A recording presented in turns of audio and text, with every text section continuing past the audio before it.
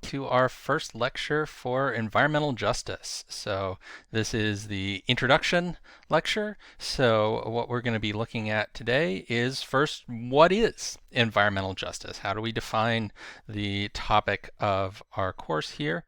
And then we're going to look into the origins of environmental justice as a movement. So one of the points that I'm going to be making in this lesson is that environmental justice is not just an academic topic of study, it's also a movement that is trying to make change in the real world and has pushed this issue into the consciousness of those of us in academia who then make courses about it.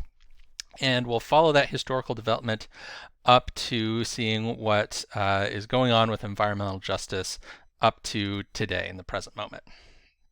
So we can start by asking, well, what is justice?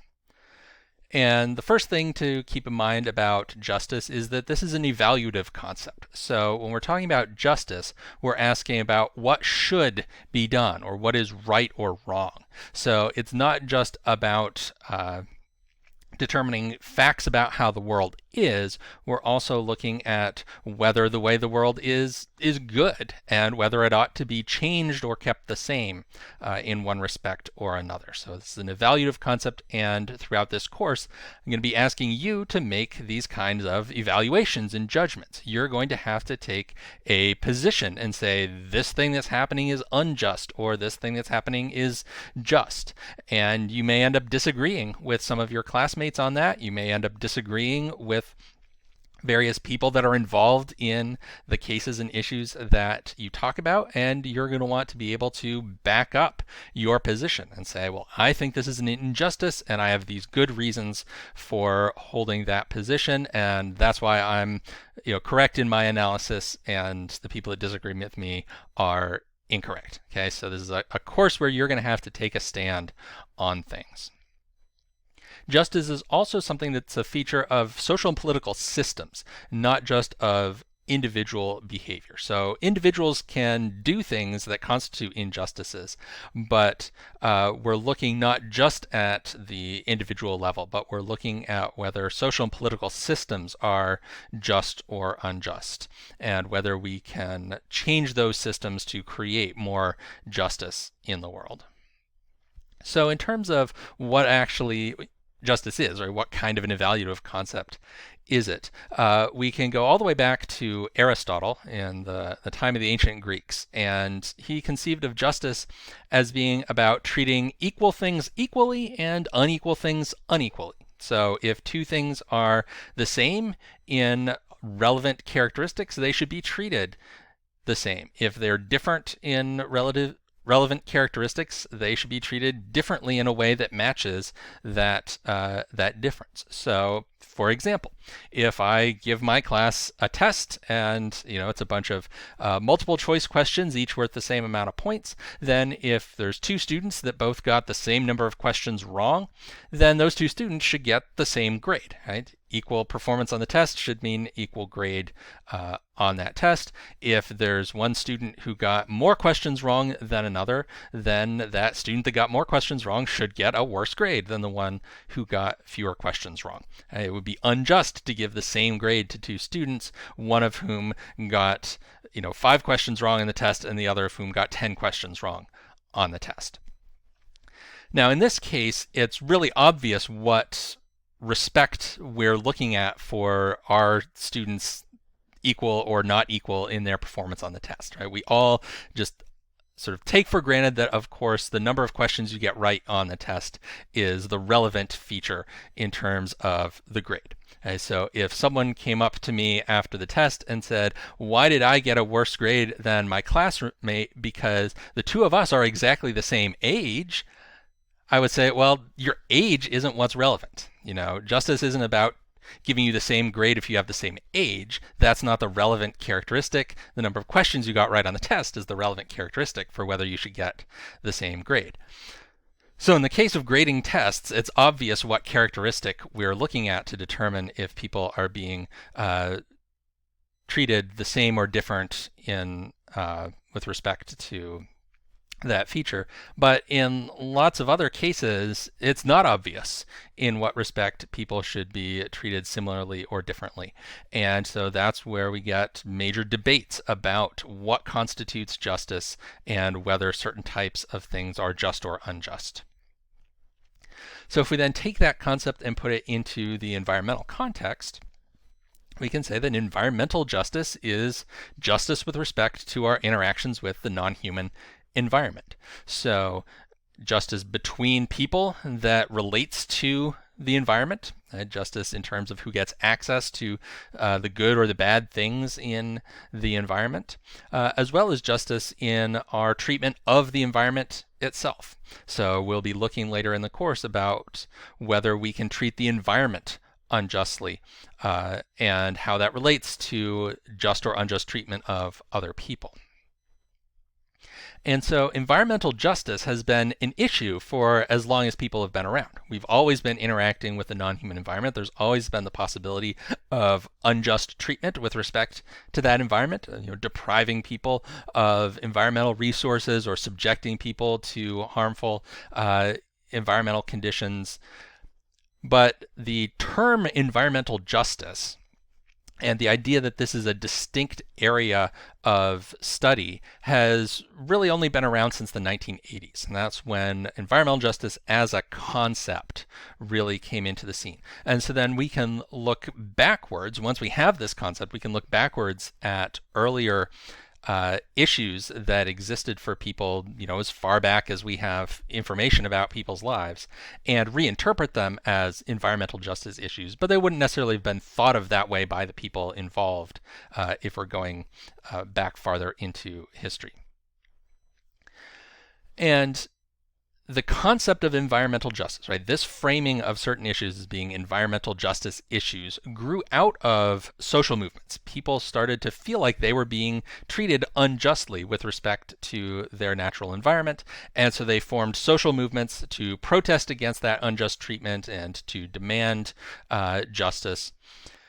And then the social movements talking about this stuff led to academics noticing this and getting involved in these questions to apply the kinds of analysis and data collection and so forth that we can do as academics, and apply that to the questions being raised by the environmental justice movement. But it really grew out of this social movement of non-academics, and then the academic world kind of came to it later to get involved.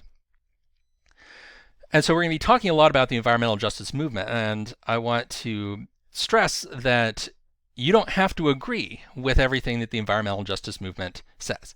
You can come to the conclusion that people involved in the environmental justice movement are making incorrect claims, that you don't agree with them, and that what they want would not constitute justice. So I want to stress this here at the beginning because we're going to be talking a lot about the environmental justice movement, and I don't want you to get the impression that the goal of this course is to be, the environmental justice movement says X, Y, Z, so therefore you must believe X, Y, Z.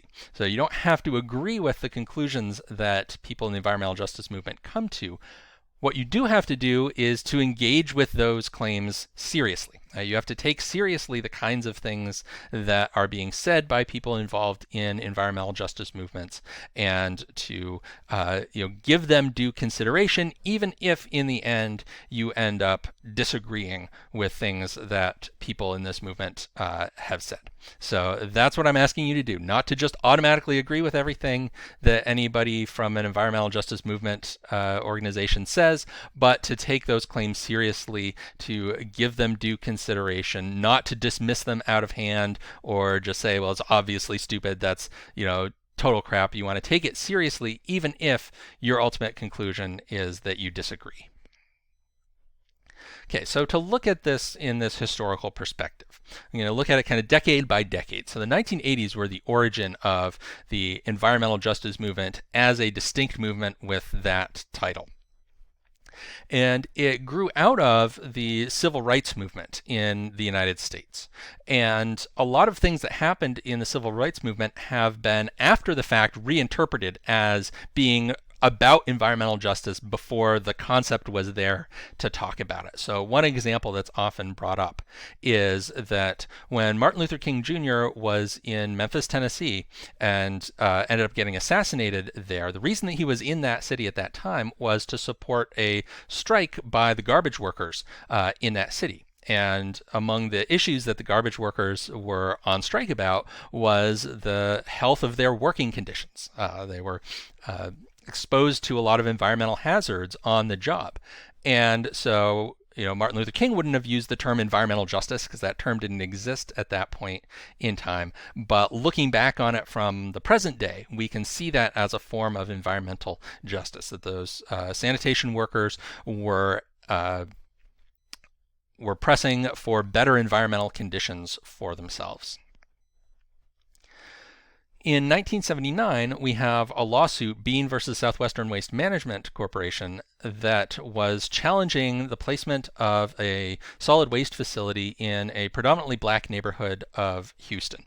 And this is often pointed to as one of the first things that got the environmental justice movement rolling because they were making claims of this harmful environmental impact on a specific racial group. So the idea is that they're taking this waste and they're putting it in a neighborhood where the black population will have to suffer from the effects of this waste, but the white population of Houston won't have to. And the plaintiffs in this case that were filing this lawsuit challenging this waste facility brought in a sociologist, Dr. Robert Bullard, to do some analysis and to demonstrate this disproportionate impact of this waste facility on the black residents of Houston. And so the lawsuit itself was unsuccessful. So the plaintiffs lost this lawsuit, but it laid the groundwork for thinking in terms of environmental justice. And Robert Bullard went on to become kind of the father of the environmental justice movement.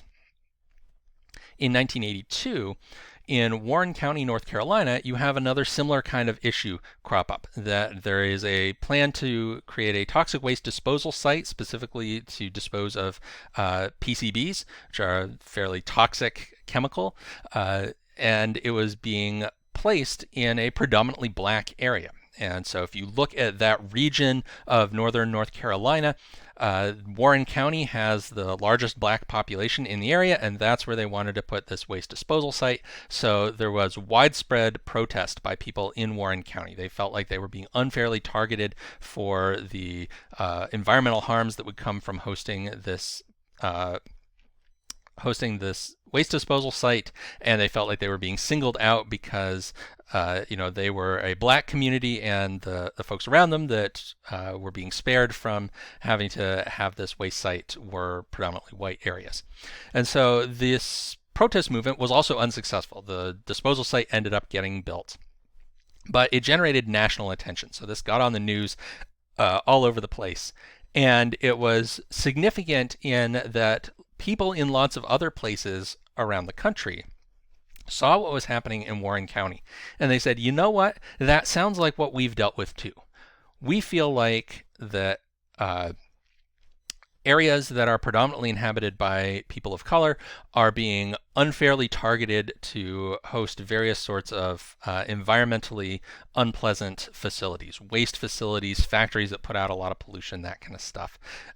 And seeing a protest in another area about this got people thinking about it and inspired other protests over similar issues around the country. So it got this going as not just a thing that people would privately complain about, but as a thing people would try to organize to do something about.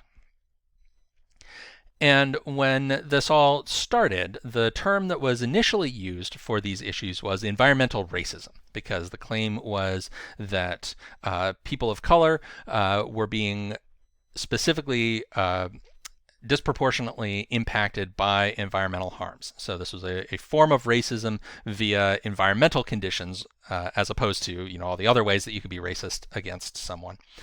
But over the course of the decade, the term environmental racism was kind of swapped out for environmental justice, with the idea of taking a broader perspective on this, that it's not just about the way that there might be racist effects from the way that we deal with our environment, but that there might be broader sorts of injustices. We move into the 1990s, and we see the environmental justice movement starting to mature as a movement. So some of the notable things that happened in the 1990s. First, in 1991, we have the first National People of Color Environmental Leadership Summit. So we had all these different local movements springing up, being inspired by Warren County, and opposing various sorts of environmentally discriminatory things that were happening in various parts of the country. So leaders from all of these local movements started to get together at the national level, started to network, started to work together, started to share strategies, started to share messaging, and started to think of this as not just something that is sort of a bunch of isolated cases, but as a nationwide phenomenon that required sort of coordinated activity to address. And one of the important outcomes of this summit was a list of 17 principles of environmental justice. So all the people that got together at this summit kind of sat down and decided, what exactly does environmental justice entail? What would we like to see in an environmentally just society? And so you'll be looking at that list of principles as part of your readings. In 1994, President Bill Clinton signed Executive Order 12898, and this is the most significant federal level environmental justice policy that we've seen so far. And this was an executive order. So this is something that the president puts out to say, this is how my administration is going to interpret and implement the laws that are on the books. So it's not a law passed by Congress. It can be wiped out by subsequent presidents. It has no standing in court, but it did indicate the intention of the federal government under Clinton to take environmental justice seriously. And so the content of the order was that it required all federal agencies to take environmental justice issues into consideration when they are carrying out various sorts of programs and policies and all the things that the various departments of the federal government might do. They have to consider environmental justice as one factor in their decision making. Then, kind of stretching the definition of 1990s a bit, in 2001, we had a very important Supreme Court case, Alexander v. Sandoval. And so this impacted environmental justice litigation, even though Alexander v. Sandoval was not itself an environmental justice case. So the issue at stake in Alexander v. Sandoval was about whether the state of Alabama could offer the driving test only in English. And so Sandoval was a Spanish speaker who challenged this policy and said that it was discriminatory against the Hispanic population of the state to only offer the driving test in English, not to offer it in Spanish as well. And the decision by the Supreme Court had an impact on environmental justice litigation because the legal theory that Sandoval was using in this lawsuit was very similar to the legal theory that was used in a lot of environmental justice lawsuits. And so this was based on Title VI of the 1964 Civil Rights Act. And so a lot of these lawsuits had been filed on the basis that some sort of thing that was being done was having a disproportionate impact on one racial group over another. And so therefore that's discrimination, therefore it should not be allowed. So that was the legal theory behind both Sandoval's claim against the English-only driving test, as well as a lot of environmental justice lawsuits claiming that, citing waste sites, for example, was having a disparate impact on people of color, subjecting them to more pollution than their white neighbors were getting. And what the Supreme Court ruled in this case was that a disparate impact is not enough to bring a lawsuit under this law. That you have to show that there was discriminatory intent, not just a disparate impact. And so this undercut a lot of environmental justice lawsuits that were being filed, even though, again, the actual case that created this ruling was not itself an environmental justice case. And one more very important thing that happened in 2001 was in my personal life. I took an environmental justice course with Dr. Robert Figueroa at Colgate University, which is where I did my undergraduate degree. And so I was a geography major, and I was interested in the environment, and I heard from some of my friends that this environmental justice course was really cool. And so I signed up for this class, and it just totally blew my mind. It brought up all kinds of issues that I had never even thought about before. And when I finished this class, I said to myself that if I ever went on to become a professor and was, teaching courses like this, my goal was to have the kind of impact on at least one of my students that Dr. Figueroa had on me when I took his class. This was, far and away the most important class that I took in my entire undergraduate curriculum. Apologies if any of my other undergraduate professors stumble across this video. A lot of you had great classes, but this one really stands out. And so I got inspired to get interested in environmental justice and to want to teach a course like this in 2001 when I took Dr. Figueroa's environmental justice course. So if you either like or hate me as a professor, you can thank or blame Dr. Figueroa. So move on into the 2000s, and we see environmental justice as a movement expanding. So we see a broadening of that initial focus on the citing of LULUs, which is short for locally unwanted land uses, like toxic waste dumps. So that was the kind of issue that was behind a lot of these early environmental justice questions. Is this toxic dump being placed in the only black neighborhood in town, and that kind of thing. And so the idea of what can constitute environmental justice and injustice expands a lot in the 2000s. So we see attention to the location of good things in the environment. Right? Who has access to green spaces and trees and clean air and so forth, in addition to the question of who is getting stuck with the pollution and the bad stuff. We have more attention to people's access to environmental resources. So we see the environmental justice movement connecting up with longstanding struggles by indigenous people to secure fishing rights, for example.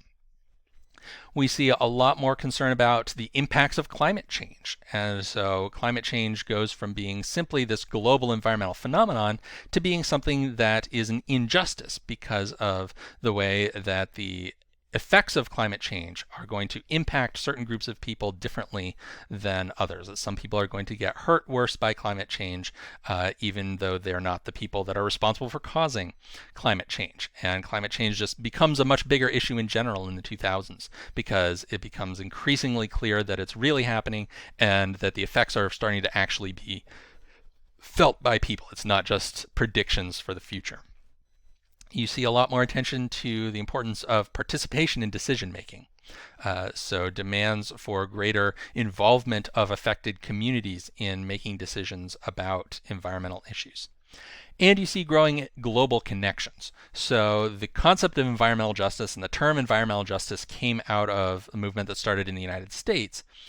But this movement then starts to make these international connections, and the concept of environmental justice starts to get used to interpret and understand conflicts and issues that are going on in all different parts of the world. So environmental justice becomes a global question in the 2000s. You also see a deepening of the theoretical basis for environmental justice. So a deeper understanding of the root causes of the injustices that people are fighting against. And you see theories of colonialism and structural racism being adopted by people within the environmental justice movement to explain why injustices are coming up and to identify what needs to be done to stop them and how we can get at the roots of the problems. And we also see an increasingly intersectional analysis of environmental justice. So initially, we had the term environmental racism. So environmental justice was really focused on injustices that involved race. Then class came into it pretty quickly as well. And so we got people concerned about poor communities being impacted differently from richer communities. But in the 2000s, we see a lot more attention to other axes of inequality and how they might relate to environmental justice. So we get gender brought into it, we get sexual orientation brought into it, we get disability as a consideration in environmental justice, and looking at how all those things interact with each other, not just as, separate additional issues on the agenda.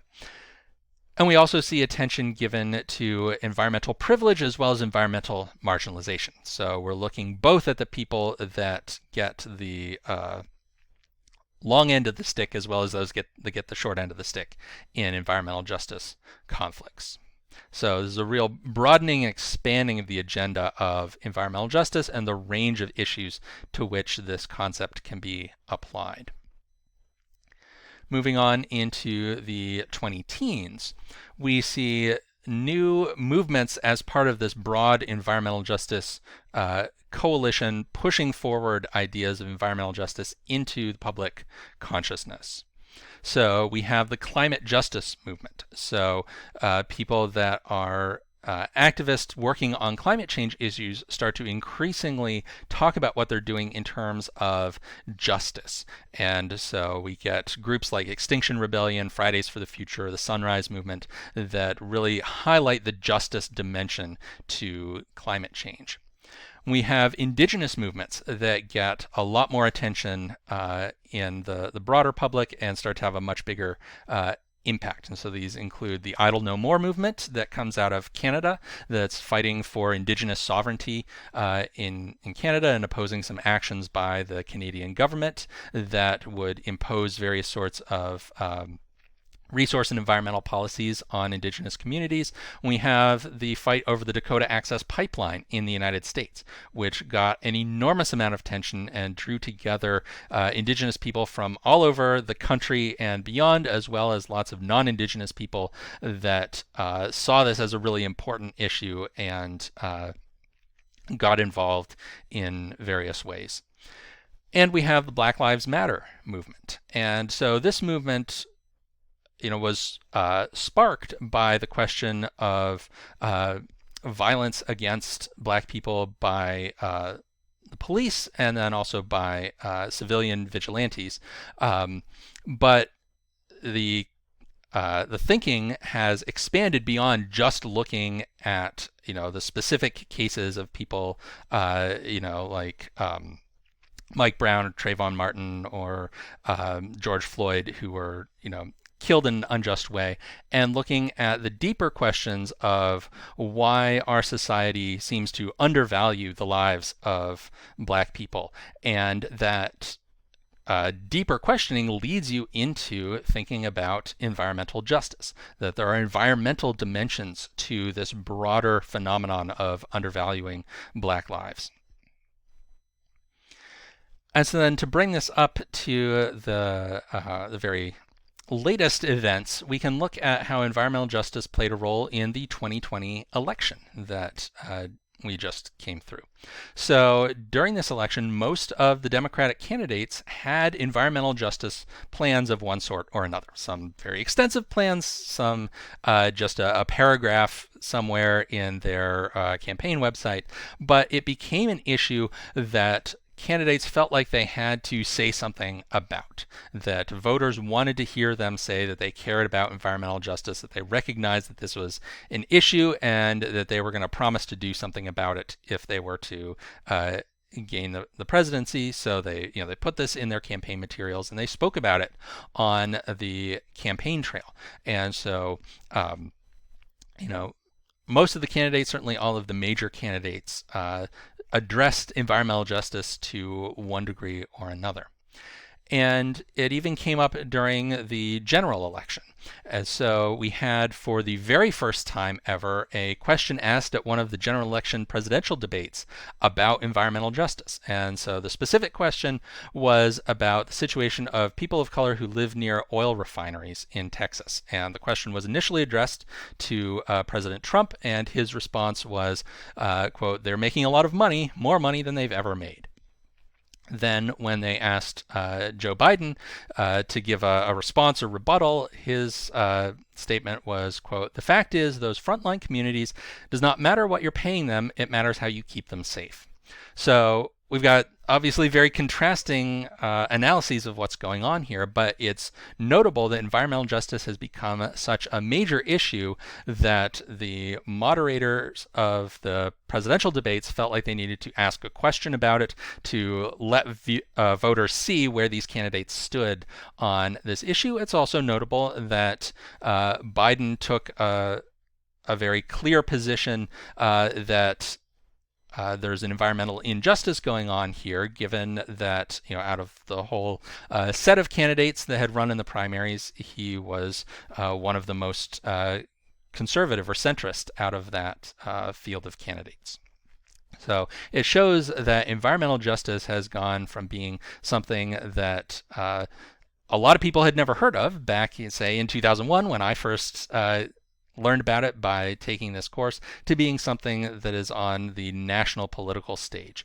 And it remains to be seen what Joe Biden will actually do as president, whether all of the things that he's said about environmental justice on the campaign trail were just, empty rhetoric, or whether he's going to follow through on these things and how that interacts with what Congress will do, etc. But it's clear that environmental justice has become a much more high-profile issue today than it was even in the fairly recent past. So that is what I have to say about that for today, and I will see you at our next class.